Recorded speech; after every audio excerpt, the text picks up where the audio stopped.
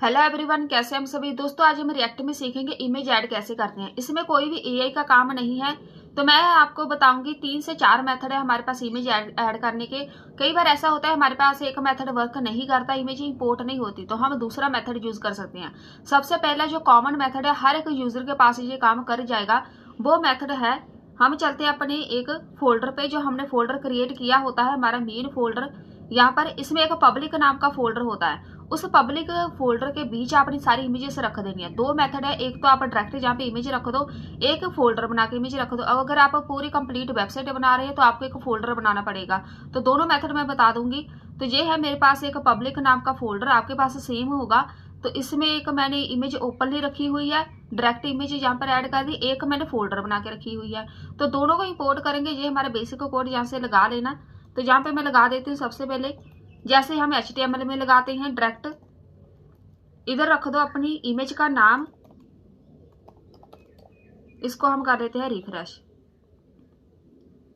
एक इमेज लग गई। अब हमने फोल्डर में से इमेज पिक करनी है, तो यहाँ पे अपने फोल्डर का नाम रख दो बस। हमारे पास इसको रिफ्रेश कर देते, सेम ही इमेज रहेगी, बस ये गायब नहीं होनी चाहिए। तो ये आ गई इमेज फोल्डर। और यहाँ से ओपनली इमेज जो है इसको ऐसे फैच करते हैं जैसे HTML में करते हैं। ये एक मेथड है, तो ये आपके पास वर्क कर ही जाएगा। अगर मैं तो आपको यही रेकमेंड करूंगी, आप बिल्कुल यहाँ पर पब्लिक फोल्डर वाला ही मेथड यूज करोगे, कोई भी इशू नहीं होगा। तो यहाँ पर दूसरा मेथड है, एक बैकग्राउंड में इमेज लगाते हैं। तो यहाँ पर मैं लिख देती हूँ, एक H1 लगा देते हैं। अब देखो यहाँ पे मेरे पास एरर आ गई ना। अब देखो इसको कैसे हम करेंगे दूर। यहाँ पर मैं कुछ लिख देती हूँ, इमेज एग्जांपल। ये एरर आपके पास भी आनी है। क्यों? यहाँ पर जब भी हम रिएक्ट में कोडिंग करते हैं, मल्टीपल HTML के टैग यूज करेंगे, हम डायरेक्ट नहीं यूज कर सकते, उसके लिए डिपेंडेंसी होती है।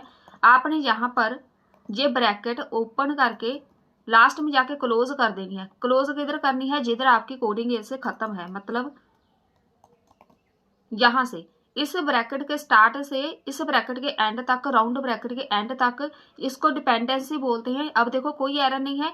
ये लगाने से क्या होगा, जो भी आप HTML का कोड ऐड करेंगे ना, आप एक टैग सिंपली यूज कर सकते हैं, कोई एरर नहीं आएगी जी। लेकिन जब आप HTML के मल्टीपल टैग यूज करेंगे, मैंने H1 भी लगाना है, पैराग्राफ भी लगाना है, मैंने एक फॉर्म भी बनाना है, वो सारे HTML के टैग है, उसको हम डायरेक्ट यूज नहीं कर सकते, हमें डिपेंडेंसी ऐड करनी पड़ती है। तो आपने ऐसे लगा देना। आप अब जितने मर्जी यहाँ पे HTML के ऐड करते जाओ टैग, अब कोई इशू नहीं होगा। अब यहाँ पे देखो H1 के बैकग्राउंड में इमेज लगानी है, तो यहाँ पे चलते हैं, अपनी CSS फाइल में आ जाओ। जस्ट यहाँ पे लिखो तो H1 पे चाहिए इमेज, यहाँ पे लिखो तो बैकग्राउंड इमेज।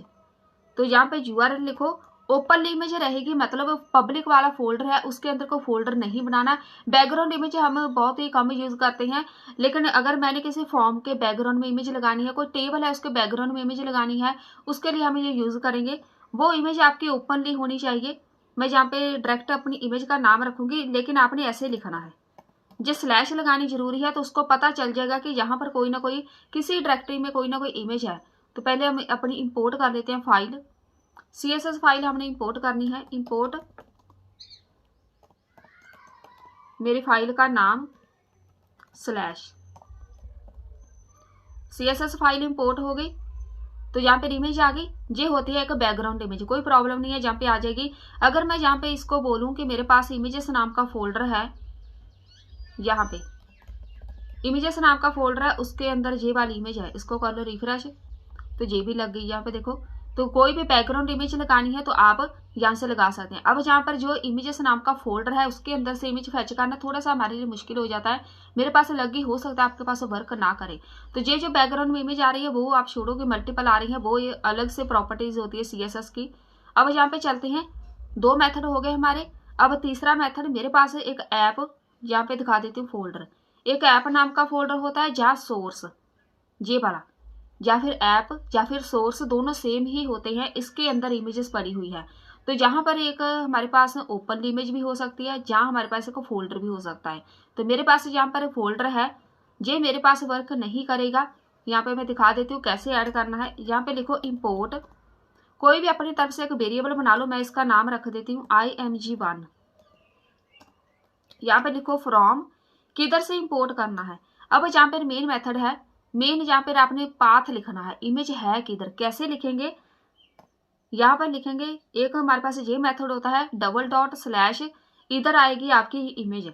इमेज का नाम क्या है, मेरे पास ये इमेज है लेकिन ये एक फोल्डर में है, तो हम यहाँ पर लिख देंगे इमेजेस नाम का फोल्डर है, उसके अंदर ये वाली इमेज लगी हुई है, ठीक है। तो इसको हम यहाँ पर ऐसे डायरेक्ट शो नहीं कराएंगे, जहां पर जो लिखा हुआ है ना इसको हटा दो, सोर्स। अब जहां पर हम क्या लिखेंगे, इधर आएगा कर्ली ब्रैकेट के बीच जे वाला वेरिएबल, कॉपी पेस्ट। अब इसको हटा दो डबल कोट को। ऐसे इंपोर्ट करते हैं हम इमेज किसी भी ऐप या फिर सोर्स फोल्डर में। लेकिन मेरे पास ये इमेज शो नहीं हो रही, यहाँ पर जे वाला डिपेंडेंस ये लिखा हुआ है, ये सिंगल आएगा। सिंगल क्या है, डबल डॉट क्या है, वो मैं बता देती हूँ। फिर इसको रिफ्रेश कर लेते हैं। यहाँ पे देख रहे हैं ये इमेज आइकन आ गया। तो आपके पास हो सकता है ये इमेज आइकन ना हो, ये हमारे मेरे पास है, मेरा लैपटॉप है या फिर मेरे पास जो फोल्डर बनाया है उसका इश्यू होता है, इसीलिए इतने सारे मेथड दिए होते हैं।